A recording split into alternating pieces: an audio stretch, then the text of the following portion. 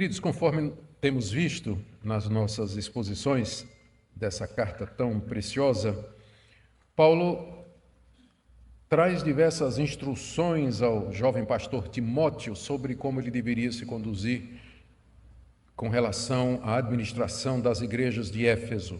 Foi o que vimos dos capítulos de 1 a 3, instruções sobre falsos mestres, instruções sobre liderança, papel das mulheres, o papel dos homens no culto, uma série de outras instruções. Não é sem razão que essas cartas, as duas de Timóteo e Tito, elas são chamadas de cartas pastorais, porque elas têm exatamente como objetivo instruir pessoas que estavam com a responsabilidade de pastorear algumas igrejas locais.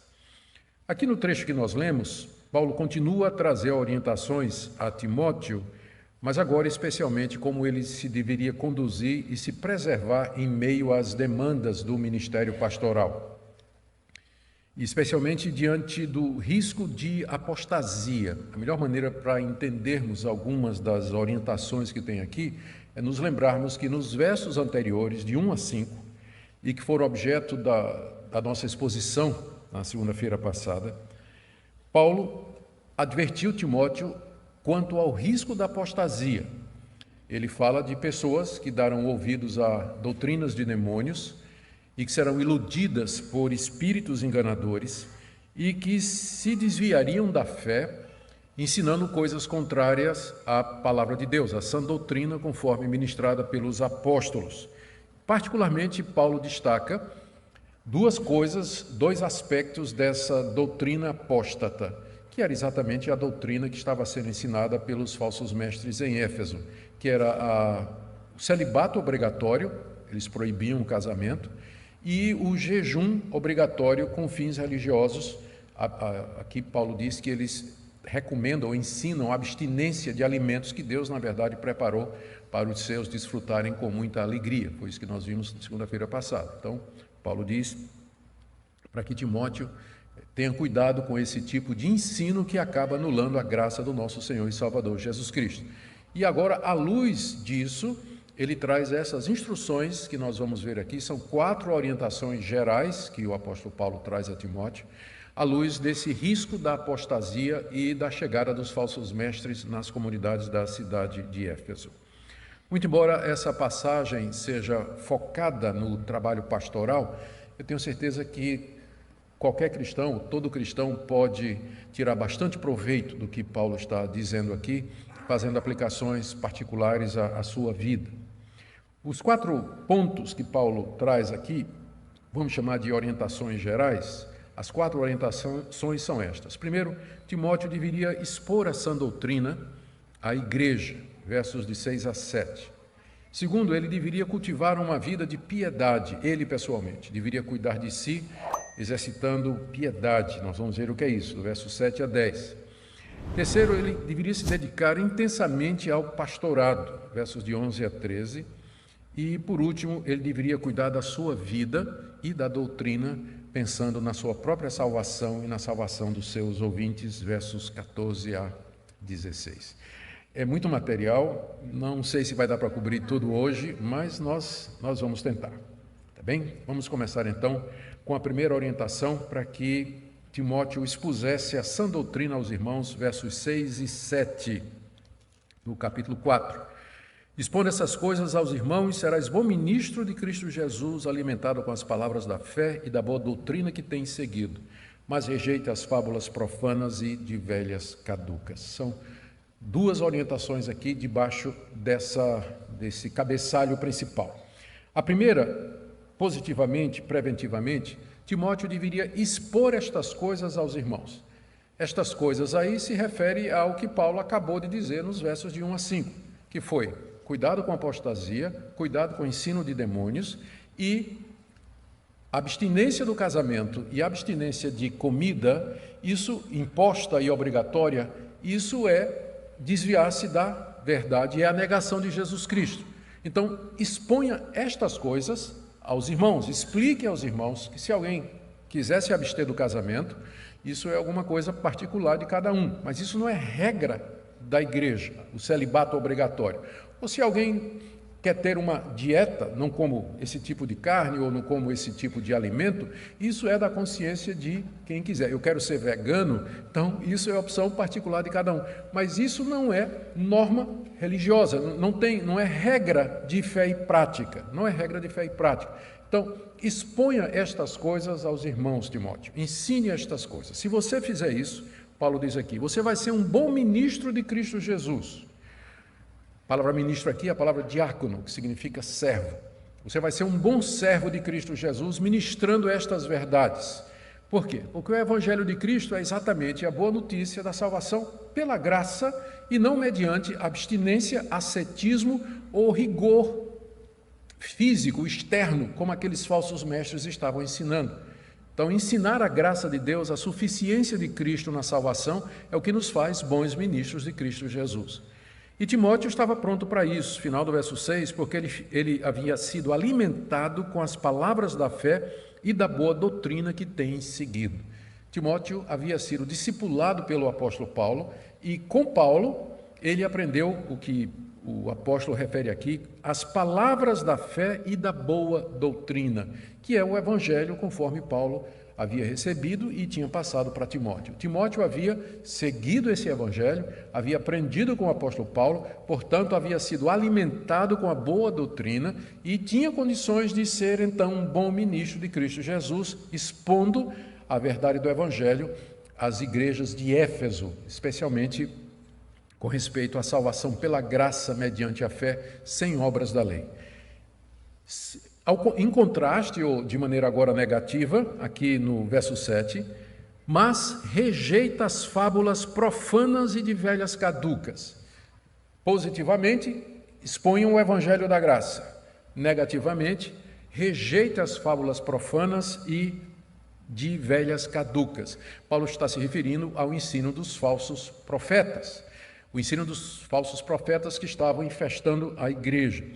Chamaram de fábulas profanas porque os falsos mestres, conforme já vimos nos capítulos anteriores, eles traziam lendas e fábulas e mitos tirados da literatura apócrifa, dos escritos gnósticos, genealogia de anjos, visões apocalípticas. Paulo chama tudo isso de fábulas profanas. Ou seja, não é nada verdadeiro, é tudo invenção. Produto de demônios, isso é doutrina de espíritos enganadores. É chamado de profano porque usa o nome de Deus em vão e profana o nome de Deus, porque eles chegavam falando em nome de Deus e usando o nome de Jesus Cristo. Mas Paulo diz, é tudo mito o que esse pessoal está ensinando, é tudo fábula. E aqui é importante esse ponto, você observar que os escritores do Novo Testamento, eles faziam distinção entre o que é real e o que é uma fábula. Existem estudiosos, críticos, que a gente chama de liberais, que dizem que no primeiro século, essa distinção entre algo que era realmente histórico e algo que era elaborado, poético ou alegórico, não era uma distinção muito clara. E que no primeiro século as pessoas viviam numa espécie de fantasia. E o que você tem no Novo Testamento, Jesus andando sobre as águas, Jesus ressuscitando mortos, Jesus alimentando uma multidão, é tudo invenção dos discípulos, que acabaram atribuindo aquelas fábulas ao Jesus histórico, mas na verdade nada daquilo aconteceu.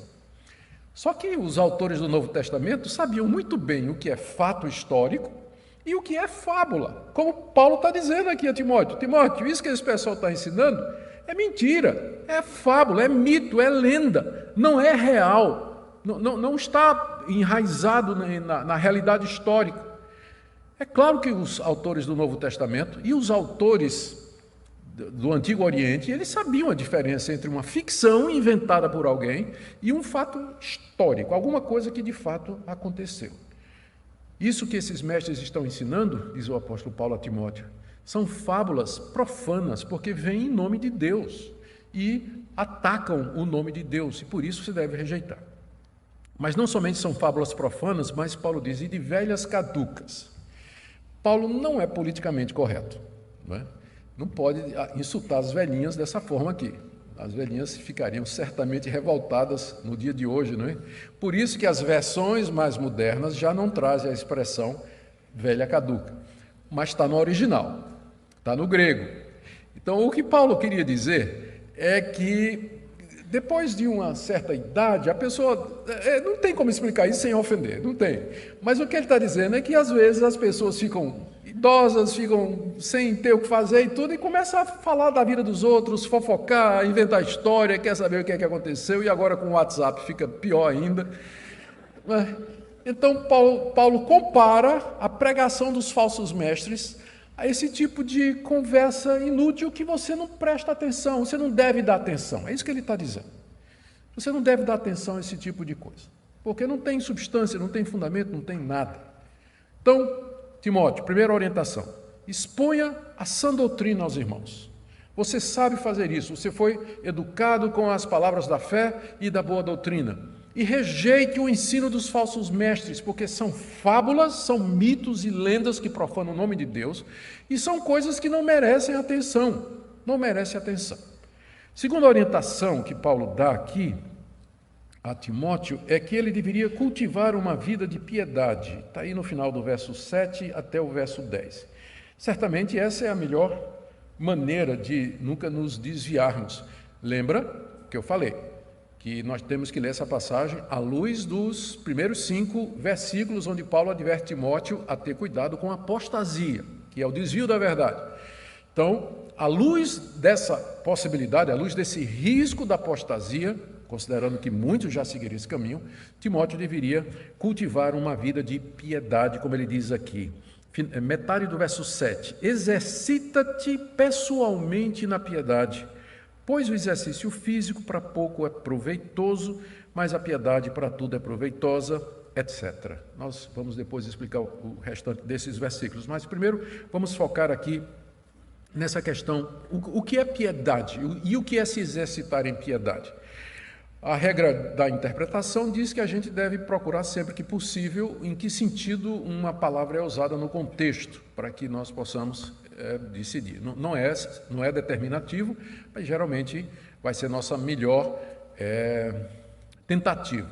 No contexto imediato, Paulo usa a palavra piedade como sendo simplesmente o Evangelho, que é o capítulo 3, verso 16, que nós já vimos também. Evidentemente, grande é o mistério da piedade. 2 pontos. Aquele que foi manifestado na carne, foi justificado em espírito, contemplado por anjos, pregado entre os gentios, crido no mundo e recebido na glória. Nós vimos, quando expusemos essa passagem, que piedade aqui é a mesma coisa do Evangelho. O mistério do Evangelho é muito grande. O Evangelho é chamado de piedade porque ele produz uma vida de piedade, de devoção, de apego a Deus. Ele nos leva a Deus, nos reconcilia com Deus. Então, nesse sentido, Paulo está falando da causa a partir dos efeitos. A causa é o Evangelho, o efeito é a piedade. Mas Paulo se refere então à causa, mas na verdade ele quer dizer o Evangelho. Então, se nós entendermos dessa maneira, então faz sentido aqui, quando Paulo diz no verso 7, exercita-te pessoalmente na piedade, ou seja, naquelas demandas ou naqueles exercícios espirituais que são prescritos pelo Evangelho ou que estão relacionados com o Evangelho e que vão ajudar você a permanecer firme sem se desviar e sem seguir o caminho da apostasia. Eu creio que essa é a melhor interpretação. Piedade aqui é também o Evangelho, exercita-te no Evangelho, ou seja, naquelas coisas que o Evangelho diz que você tem que fazer. É o que nós chamamos de disciplinas espirituais, oração, leitura da palavra, meditação, jejum. São disciplinas espirituais que, para serem exercidas, nós vamos precisar de dedicação. Por isso que logo em seguida, Paulo traz uma comparação com o exercício físico, porque é semelhante. Da mesma forma que a gente tem que exercitar os músculos do nosso corpo, nós precisamos exercitar a nossa fé, nossa dependência de Deus, a vida de oração e tudo mais, porque senão atrofia. É a figura aí. Exercita-te pessoalmente na piedade. Pois o exercício físico para pouco é proveitoso. Eu estou vendo tanta gente feliz, né, rindo aí quando... O exercício físico para pouco, não está dizendo que não é para nada, está dizendo que é pouco, mas não está dizendo que não serve para nada. O exercício físico para pouco é proveitoso, mas a piedade para tudo é proveitosa, porque tem a promessa da vida que agora é e da que há de ser. Seguindo então nessa linha de interpretação, que a piedade é o exercício das disciplinas espirituais requeridas pelo Evangelho, segue-se que nós devemos cuidar da nossa alma da mesma forma que nós cuidamos do nosso corpo, o exercício físico. E nós nos exercitamos, nós caminhamos, nós fazemos alguma atividade porque nós sabemos que isso beneficia o nosso corpo e que essas coisas são boas e proveitosas. E à medida que você exercita-se fisicamente, os seus músculos, então, eles se desenvolvem, se mantêm estáveis. Se você não faz isso, você atrofia fisicamente. A mesma coisa é com relação ao Evangelho. Você deve se exercitar nas coisas do Evangelho. Já mencionei várias delas. E nós temos uma razão, Paulo nos dá uma razão para isso. A razão é a seguinte: o exercício físico, ele é proveitoso, mas ele serve apenas para essa vida, enquanto nós temos um corpo feito de carne, ossos, sangue e músculos que precisam do exercício. Quando nós morrermos e depois quando houver a ressurreição dos mortos, nós não vamos mais precisar de exercício físico, pelo menos até onde a gente sabe. Até onde a gente sabe, não me consta que o corpo da ressurreição ele vai precisar de exercício físico para poder se manter. Então, o exercício físico ele é proveitoso somente para essa vida. O exercício espiritual, exercitar-se na piedade, tem a promessa para essa vida e para a vida vindoura. O que é que Paulo quer dizer com isso?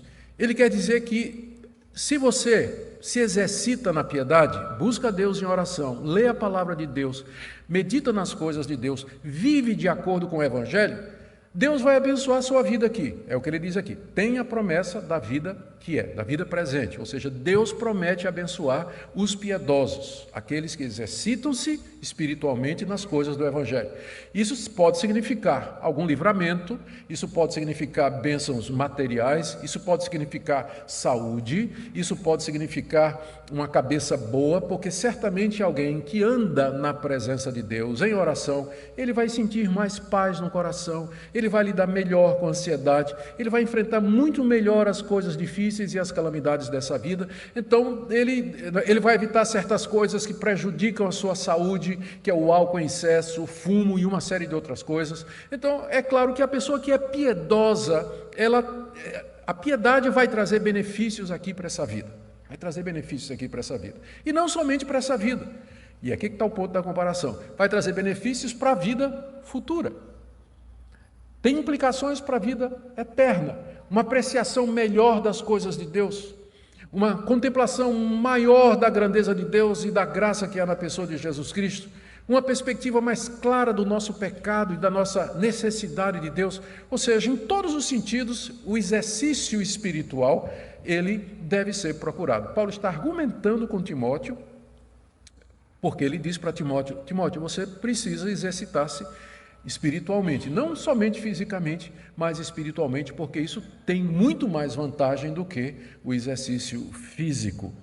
E Paulo diz no verso 9, fiel é esta palavra e digna de toda aceitação, que significa, o que eu estou dizendo, Timóteo, é verdadeiro, é muito sério, e você deve receber essa palavra que eu acabei de dizer como sendo a expressão da verdade. Veja como isso, Paulo usa essa expressão, fiel é a palavra e digna de toda aceitação, umas 5 vezes nas cartas pastorais, e ele faz isso toda vez que ele está introduzindo um assunto de peso, um assunto que ele considera de extrema relevância, e é o que ele faz aqui, na questão do exercitar-se em piedade. E aí ele acrescenta mais um argumento para convencer Timóteo de que Timóteo deveria exercitar-se na piedade.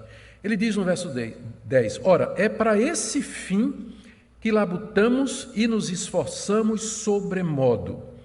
O fim que Paulo se refere aqui, é a promessa que Deus fez no verso 8, de que a piedade tem a promessa da vida que agora é e da que há de ser.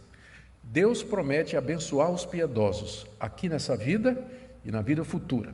Então, Paulo continua, é para esse fim que nós nos esforçamos e labutamos. É para esse objetivo, pensando nas promessas para essa vida aqui e nas promessas para a vida futura, que nós nos dedicamos à oração, à meditação, leitura da palavra, jejum quando necessário e qualquer outra disciplina espiritual que nos ajuda a chegar mais próximos de Deus e experimentar mais plenamente as promessas do Evangelho. É para esse fim, Timóteo, que nós nos esforçamos, labutamos e nos esforçamos. As duas palavras são muito fortes no grego, tanto labutar como esforçar. Esforçar, particularmente, é a tradução da palavra grega agonizomai, do verbo grego agonizomai, que só pelo som vocês já sabem o que é que ele significa em português. É você se esforçar ao ponto da agonia, você agonizar por uma coisa tão intensamente que você entra em agonia. Essa é a palavra que foi traduzida como esforçar sobremodo. Talvez porque não tem um equivalente, né, uma única palavra equivalente em português para isso. Mas a ideia é de um esforço agonizante. Daí, isso mostra como nós deveríamos nos disciplinar, e nós deveríamos ter tempo, e nós deveríamos lutar para que nós tivéssemos tempo para nos exercitar na piedade, pensando que Deus prometeu abençoar o piedoso aqui e no mundo vindouro. Paulo quer que Timóteo aprenda isso, e ele traz então um consolo. Por último, não um consolo, mas ele traz um encorajamento para que Timóteo faça isso, que Timóteo deve ter entendido, porque nós não tão claramente. Veja o que ele diz no final do verso 10. O verso 10 todo: é para esse fim, a promessa da vida agora e futura, que labutamos e nos esforçamos sobremodo, nos exercitando na piedade. Porquanto temos posto a nossa esperança no Deus vivo, Salvador de todos os homens, especialmente dos fiéis. Aqui Paulo acrescenta uma espécie de encorajamento para Timóteo, dizendo assim: Timóteo, te exercita na piedade, porque o Deus que fez as promessas dessa vida, para essa vida e para a vida futura, ele é, primeiro, o Deus vivo.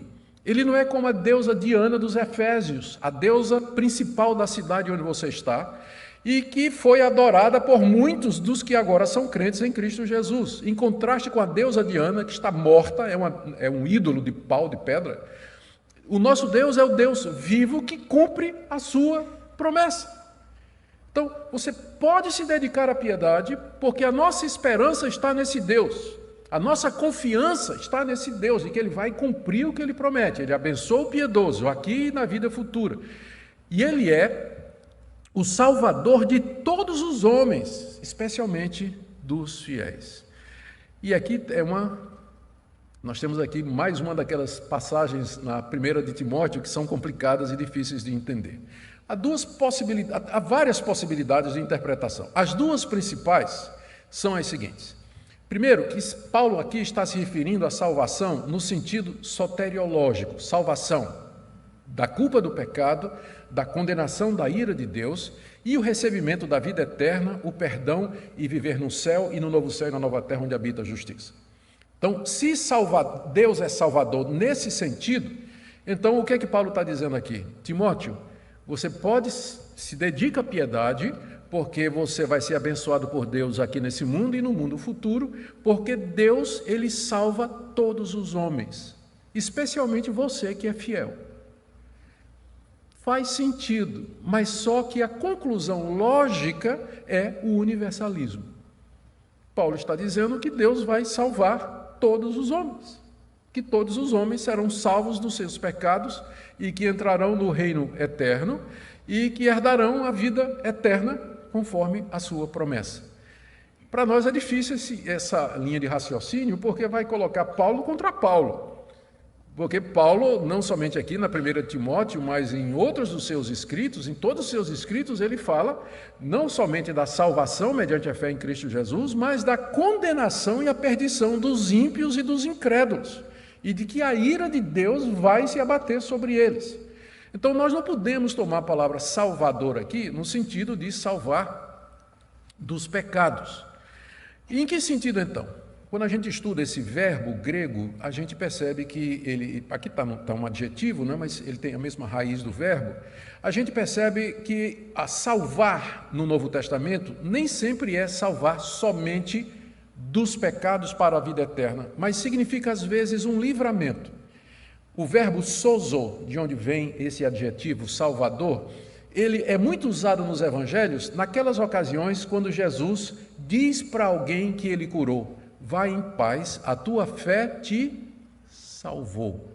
Mas salvar ali não é no sentido de que a pessoa foi perdoada, porque em muitos casos a pessoa era curada e não queria saber de Jesus, né? Foi embora. Mas ali poderia ser traduzido da seguinte maneira: vai em paz, a tua fé te libertou, a tua fé te curou do teu mal, te salvou da doença que você tinha.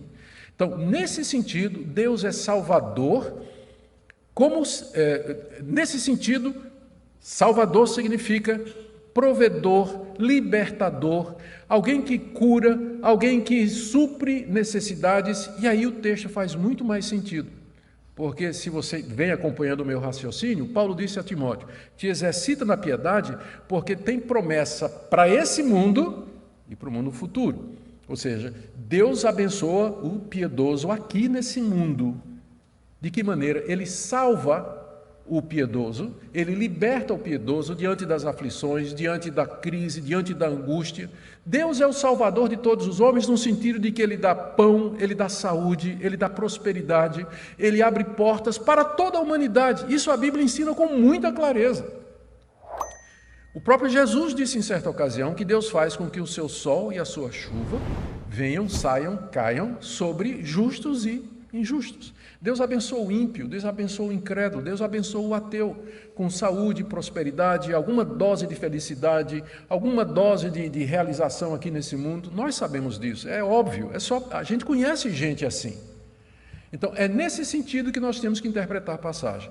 Timóteo, você deve se exercitar na piedade, porque quem prometeu nos abençoar aqui nesse mundo foi o Deus vivo, e Ele supre as necessidades de todas as pessoas, especialmente dos fiéis, aqueles que se exercitam na piedade, aqueles que buscam a Deus, que entregam sua vida a Deus e que suplicam a Ele a sua proteção. Eu quero sugerir a vocês que essa é a interpretação menos complicada e a interpretação que é seguida pela maioria dos comentaristas, porque se você chamar Deus aqui de Salvador no sentido soteriológico, você vai ter que cair no universalismo. Deus salva, vai salvar a humanidade toda. Isso não é verdade. Deus abençoa toda a humanidade, com bênçãos materiais, mas é somente para os que são seus que Ele é Salvador no sentido eterno. Muito bem. Vamos agora para a terceira orientação geral. Terceira orientação. Nós vimos primeiro, Paulo disse: exponha a sã doutrina, rejeite as fábulas e de velhas caducas. Segundo, cultive a piedade, porque ela tem promessa nessa vida e para a vida futura. Terceira orientação, se dedique ao pastorado, Timóteo. Está aí do verso 11 até o verso 13, fazendo três coisas. São três orientações aqui debaixo desse cabeçalho. Primeiro, ordene e ensine essas coisas, verso 11.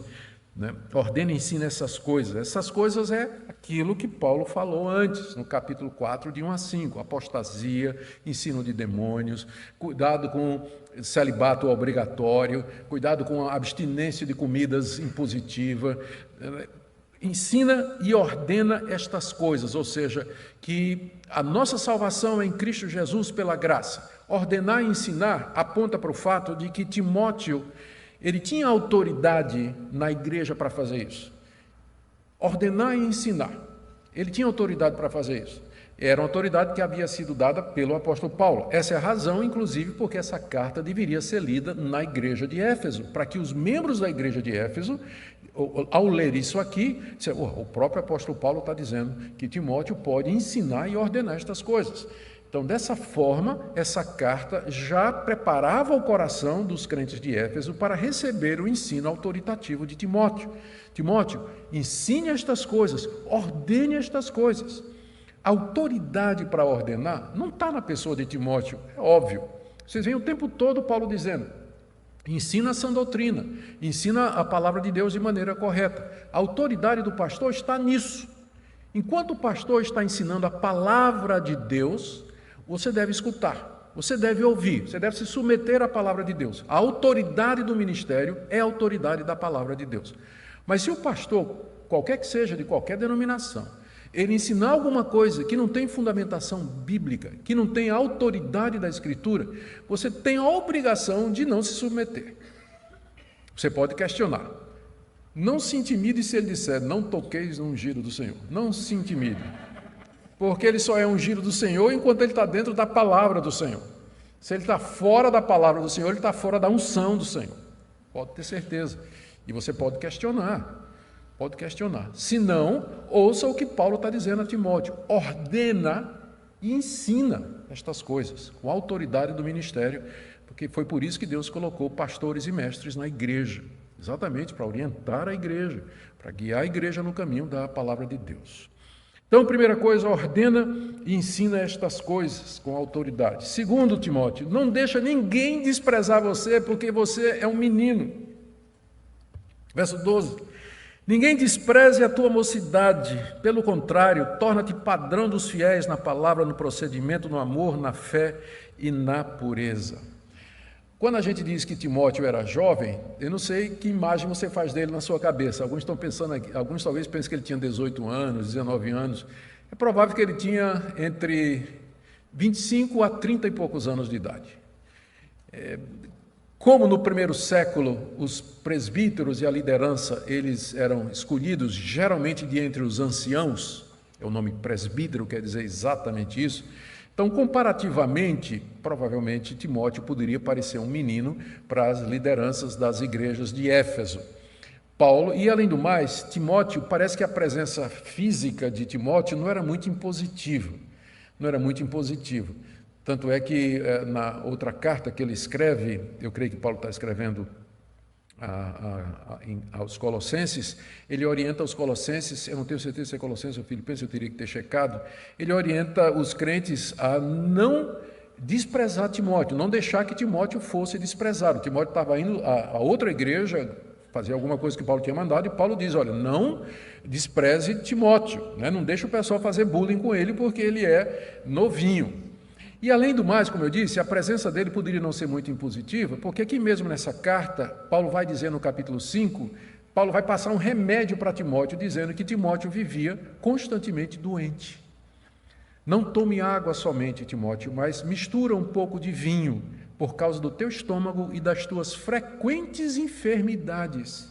Então, Timóteo parece ter sido um jovem pastor afligido por diversas doenças, né? Ninguém sabe porque é que Paulo não curou, né?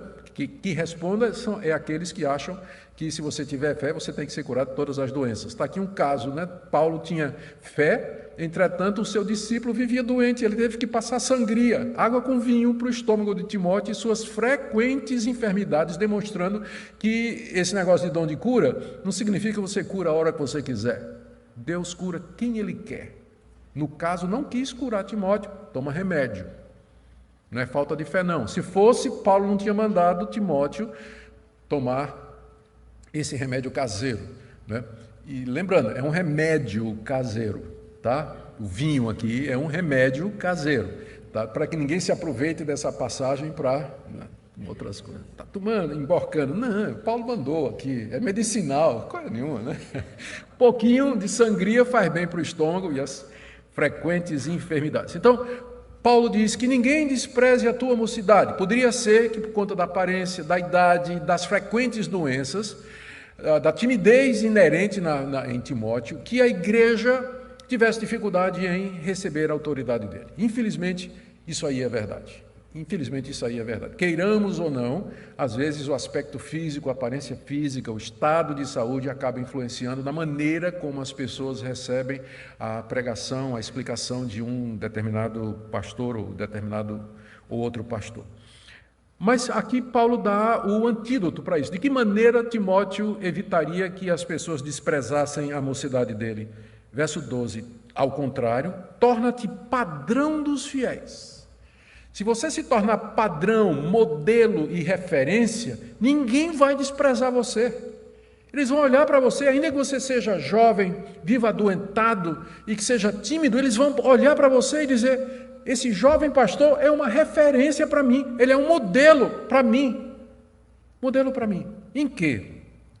Na palavra, verso 12, ou seja, na maneira de falar, olha para Timóteo, apesar de ser tão jovem, ele não fica buscando treta no WhatsApp ou no Twitter, não fica xingando, brigando com os irmãos e dizendo coisas absurdas. Que exemplo de sabedoria no uso da palavra. Ele é um modelo para nós, modelo para nós. Torna-te padrão dos fiéis na palavra, no procedimento. Timóteo, você pode ser jovem, você pode ser adoentado, mas se você proceder como um homem de Deus, se você se comportar como um homem de Deus, eles vão respeitar você. Eles vão respeitar você. No amor, você pode ser um jovem tímido, mas se a igreja perceber que você ama as pessoas, que você está disposto a renunciar e se dar por elas, elas vão respeitar você, pastor. Torna-te padrão dos fiéis na fé. Se a igreja perceber que você é um homem que confia em Deus, que você vive na prática aquilo que você ensina, eles vão respeitar você, pastor. Ainda que você seja jovem, que você seja doente, que você seja tímido, eles vão respeitar você. A mesma coisa na pureza dos motivos, na pureza das intenções. Não faz as coisas por falsidade, não fala pelos dois cantos da boca, diz uma coisa pelo canto, enquanto em outro lugar diz outra coisa pelo outro canto da boca. Mas uma pessoa que é pura nas suas intenções. A palavra modelo aqui, aliás, a palavra padrão dos fiéis, a palavra padrão é a palavra grega typos, de onde vem a nossa palavra tipografia. Hoje em dia não mais, talvez ainda existe, mas nas tipografias antigas, o que é que acontecia? As letras eram uma espécie de carimbo, era chamado de tipo. E aí o cara que trabalhava nisso aí, ele saía montando, pegava o tipo, as letras, que eram como uma espécie de carimbinho, saíam montando assim, colocava na forma e aí imprensava o papel e deixava a marca. Era tipografia, era assim que era feito. E o nome daquele carimbo que deixava a marca no papel era o tipo, que vem da palavra grega. E daí que vem a palavra padrão e referência. Ou seja, o tipo, ou modelo, ou um padrão, a referência, é aquela pessoa que vai deixar uma marca na outra. Ela vai deixar uma marca, vai impressionar a ponto de marcar a vida daquelas pessoas com quem ela se relaciona. Esse é um antídoto para o desprezo. Não deixe que ninguém despreze a tua mocidade, Timóteo. Ao contrário, torna-te padrão dos fiéis. Seja um modelo. É tão bom quando a igreja... É tão bom quando o pastor ele pode ser o modelo e a referência da sua igreja. E que as pessoas, mesmo que ele tenha dificuldades físicas, mesmo que ele não seja impressionante fisicamente, a presença dele não causa impacto, mas a vida dele, a sua maneira de proceder, causa uma marca no rebanho. E dessa forma o desprezo vai embora. Faz isso, Timóteo.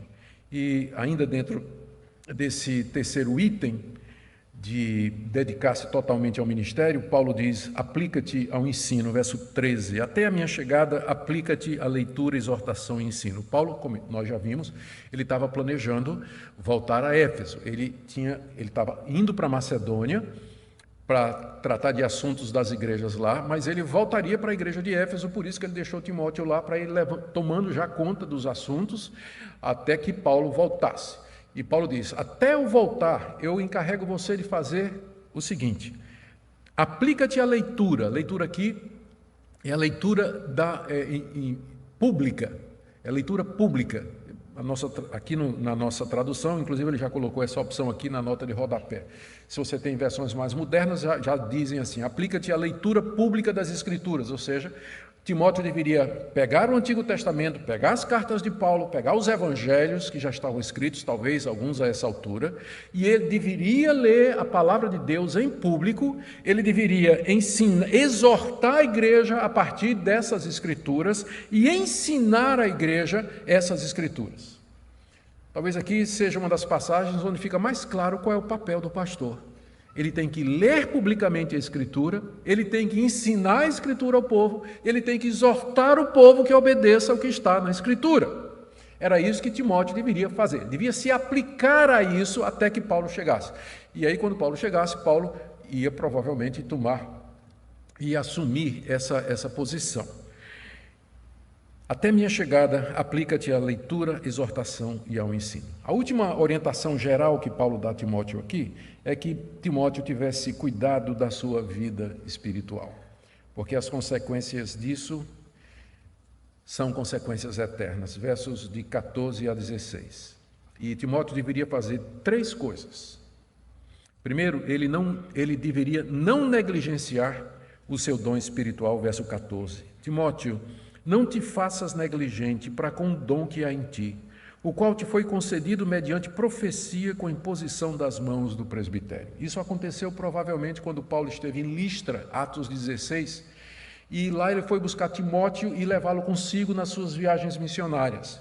Timóteo era um jovem crente que havia sido criado no Evangelho pela sua mãe e pela sua avó, então era cristão da gema, de nascimento mesmo, e Paulo viu nele as qualidades necessárias para um companheiro de viagem, queria levá-lo. Então o que aconteceu deve ter acontecido lá em Listra, nós não temos certeza, não podemos afirmar, mas é que o presbitério da região já tinha igrejas plantadas ali, os presbíteros da região se reuniram, impuseram as mãos sobre Timóteo para separá-lo para aquele ministério, e durante esta cerimônia, um profeta cristão ou profetas cristãos falaram da parte de Deus, dizendo a Timóteo, encorajando Timóteo para que Timóteo prosseguisse, que confiasse em Deus, que Deus haveria de estar com ele, Deus haveria de abençoá-lo.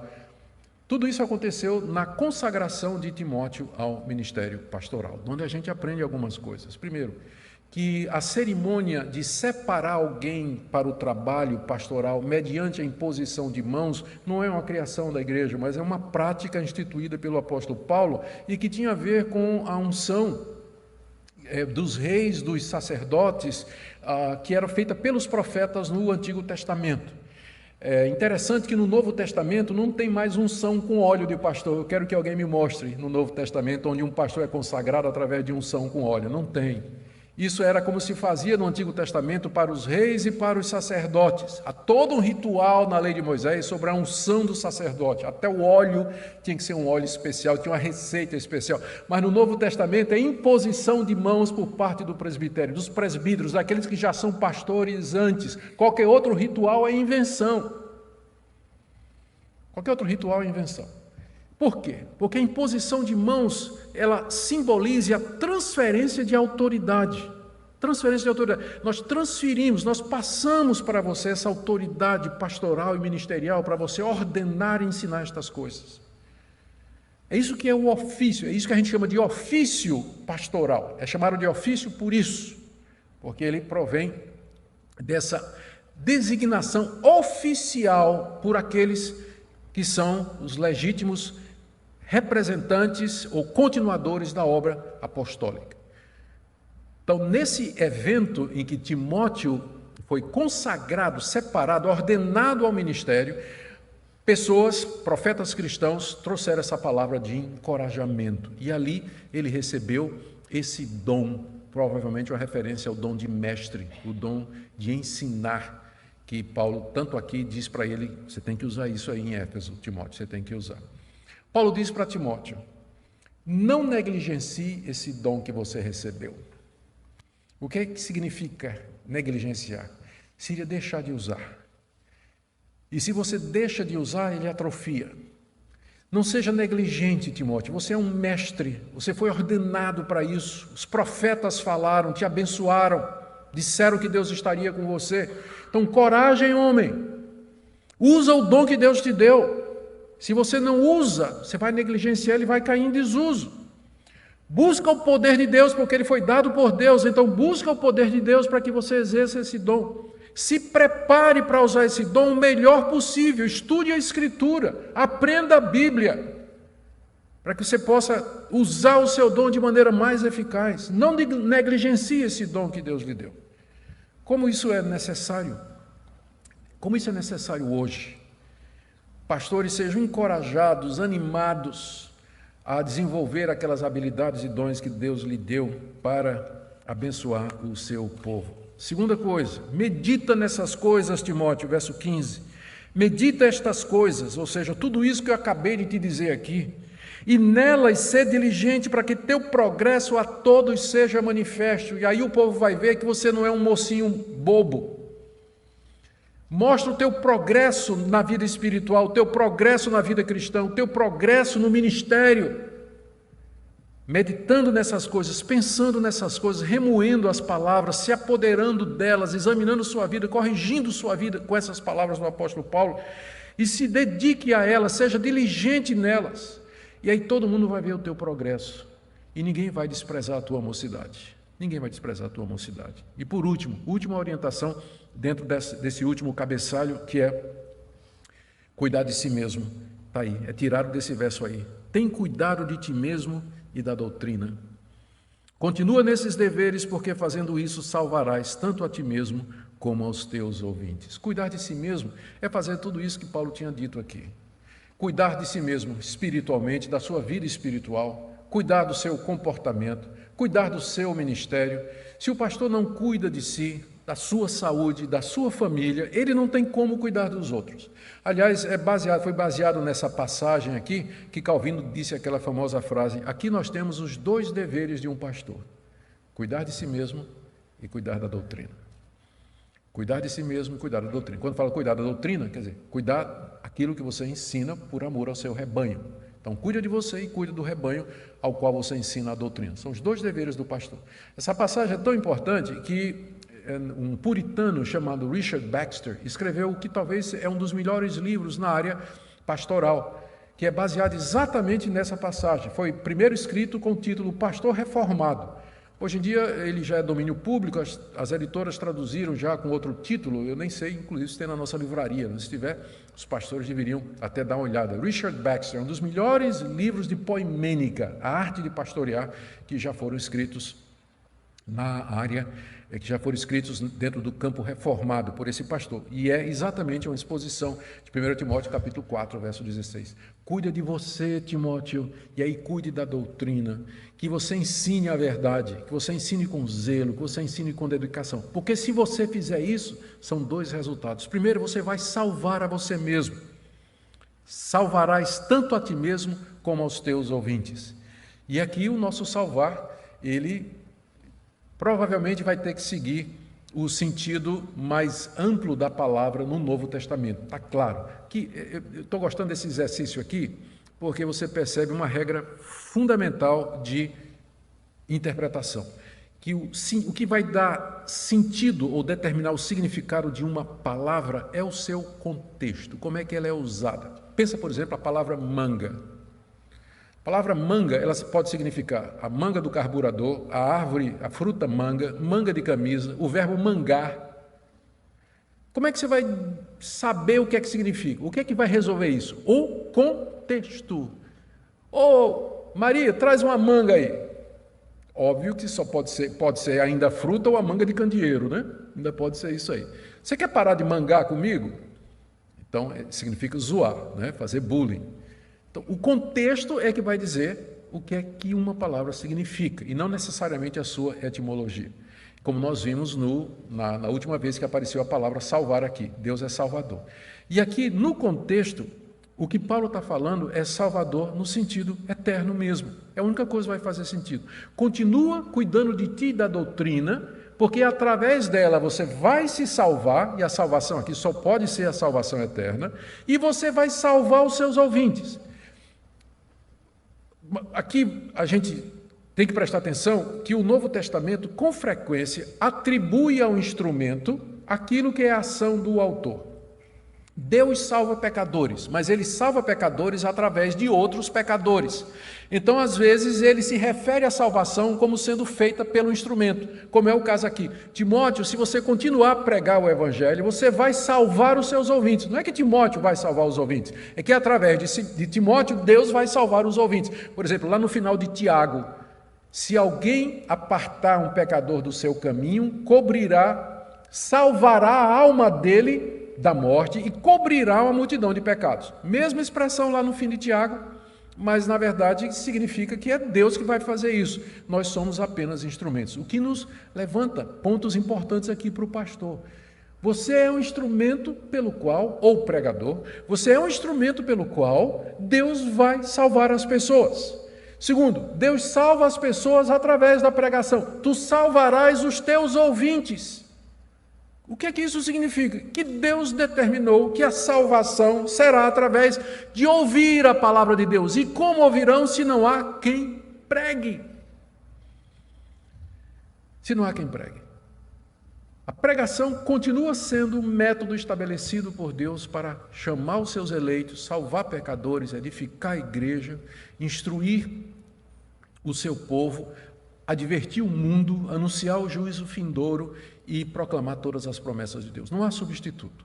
Não há substituto, e essa passagem é uma passagem das muitas que provam isso. Eu quero terminar com algumas aplicações. Primeiro, para você, meu colega, irmão, colega de ministério, pastor. Esse texto aqui é extremamente desafiador. Não dá para ler isso aqui sem cairmos de joelhos em lágrimas diante de Deus, sondando o nosso coração, sondando nossa vida, nosso ministério, nossas motivações. É uma palavra que traz ânimo, que traz orientações e que mostram, revelam que o ministério pastoral é cheio de lutas, lutas mesmo. E aqui vem minha segunda palavra, para aqueles jovens que ficam pensando em um dia se tornar pastor. Pensa bem no que é que você vai fazer.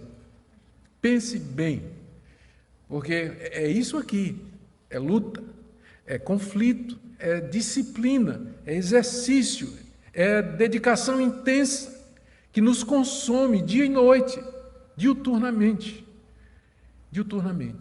Não são poucos pastores que eles acabam em burnout mesmo. Eu já mencionei aqui para vocês que nos Estados Unidos, a Associação Americana de Medicina, não lembro bem qual é o órgão lá, classificou as 3 profissões que demandam mais recursos da saúde nos Estados Unidos, que são policiais, médicos e religiosos, pastores. Estamos na categoria de risco, as 3 profissões mais arriscadas do mundo. É exatamente essa daí. Então, jovem, pensa bem quando você diz assim, eu quero ser pastor. Pensa bem. Só vá se não tiver jeito. Só vá se Deus jogar você na barriga de um peixe e mandar você de volta para Nínive, como ele fez com Jonas. Não pense no pastorado como sendo uma coisa leve e superficial, mas uma coisa muito séria. E, por fim, uma palavrinha aos membros da igreja. O que é que vocês poderiam fazer para animar os pastores de vocês? Seus pastores passam por necessidade, eles sofrem, eles têm problemas com sua família, eles têm problema de saúde, eles têm problema financeiro. Às vezes eles tentam fazer o melhor, mas eles erram, eles tropeçam, eles não fazem as melhores escolhas. Qual tem sido a sua atitude? Crítica? Condenação? Ao menos ora pelos seus pastores? Já tentou chegar para ele, dar um abraço, e uma palavra de consolo, de conforto, e em vez de oferecer crítica e condenação, oferecer apoio, porque se o pastor é homem de Deus, ele não erra de propósito, ele tenta fazer o que é correto e agradar a Deus, mas como pecador que ele é, ele vai falhar. Nem sempre a pregação dele vai ser boa. É muito difícil você manter a consistência, ou seja, sempre pregar nesse nível. Às vezes, nós saímos do púlpito procurando um buraco para se esconder, achando que fizemos o trabalho mais porco da vida da gente. Então, acontece muito isso. E você especialmente que fica esperando, graças a Deus não acontece aqui conosco, ainda bem, mas você que fica esperando o culto acabar, o pastor já desce de lá assim, né, cansado, e se diz assim, pastor, que sermão ruim, viu? Olha, eu tenho uma pergunta aqui, o senhor disse isso, mas isso. Deixa pelo menos o bichinho descansar um pouquinho, tomar um café. Você diz, pastor, posso essa semana passar aí no seu escritório para a gente bater um papo, tomar um cafezinho? Eu tinha umas perguntas que eu queria fazer sobre sua pregação. Tenha compaixão. Ore pelos pastores, intercedam por eles, como a palavra de Deus também manda e nos orienta.